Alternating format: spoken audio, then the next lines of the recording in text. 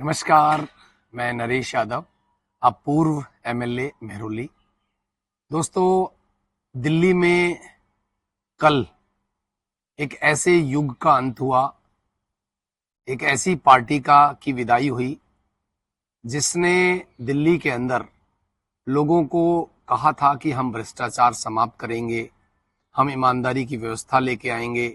हजारों लाखों युवाओं को, देशवासियों को उन्होंने इस बात के लिए धोखा दिया कि हम ईमानदार व्यवस्था लाएंगे, लेकिन हकीकत यह है कि उन्होंने ईमानदारी व्यवस्था नहीं ला पाए और खुद ही भ्रष्टाचार में लिप्त हो गए। शराब घोटाला उसका एक बहुत बड़ा एग्जाम्पल है। और कल दिल्ली वालों ने एक बहुत बड़ा ऐतिहासिक मैंडेट बीजेपी को देकर, आम आदमी पार्टी के खिलाफ देकर ये जता दिया कि जनता समझदार है, जनता झांसे में नहीं आएगी, जनता झूठ बोलने वालों को आराम से समझती है। तो मैं तो यही कहूँगा पूरी दिल्ली वासियों को कि आपने एक सही कदम उठाया और ईमानदारी का जो चोला पहनते थे उनकी विदाई कर दी। मैं भी उनमें से एक था। जब अन्ना आंदोलन के दौरान मैंने आम आदमी पार्टी ज्वाइन करके अरविंद केजरीवाल जी के साथ लगा, और सिर्फ एक ही एम था, क्योंकि करप्शन की राजनीति चली हुई आ रही थी कि एक ऐसा व्यक्ति आया है जो करप्शन को हटाएगा, और पूरे देश का सपना लेकर हम लोग जुड़े थे। लेकिन वो सपना टूट गया। कुछ ही दिनों बाद आम आदमी पार्टी ने वो ईमानदारी की व्यवस्था छोड़ के और एक झूठा चोला पहने रखा और लोगों को अलग अलग तरह से झूठ बोलते रहे।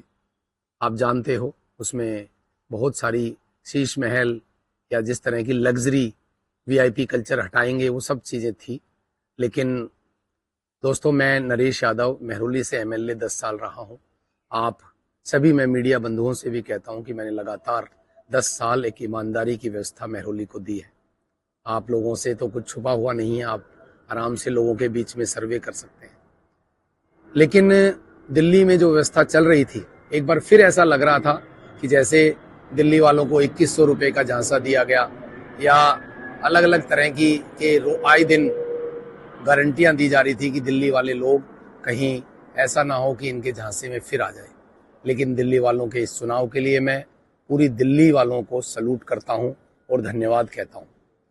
मैंने भी चुनाव से पहले इन लोगों के जो षड्यंत्र थे उसको मैं भी भांप गया था, और मैंने आम आदमी पार्टी छोड़ दी थी और बीजेपी ज्वाइन कर ली थी। बीजेपी ने मोदी जी ने जो दिल्ली विजन एक दिया था, उसमें ये क्लियर कट कहा था कि जो सुविधाएं प्रेजेंट गवर्नमेंट की चल रही है वो रहेंगी, जिससे ये बार बार में झूठ बोल रहे थे। इन्होंने कहा कि ये सारी सुविधाएं बंद हो जाएंगी, लेकिन वो गलत था, गलत प्रचार था।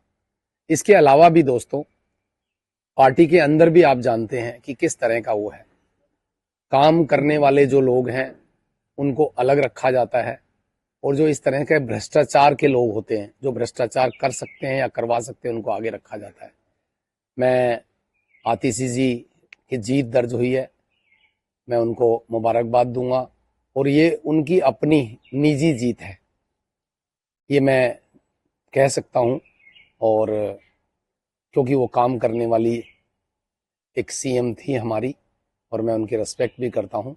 बहुत सारे और भी साथी हैं जो काम करने वाले थे, जो अपने दम पर आज जीत कर भी आए हैं, मैं उनको भी मुबारकबाद दूंगा। और बीजेपी से जीते हुए सभी तमाम 48 एमएलएज को भी मैं अपनी शुभकामनाएं देता हूं कि अब दिल्ली को संवारने की, विकसित करने की जिम्मेवारी आप लोगों की है, और पूरी मेहनत से दिल्ली के लोगों की सेवा आप लोग करें और एक साफ सुथरी व्यवस्था दिल्ली को दें। धन्यवाद। जय हिंद।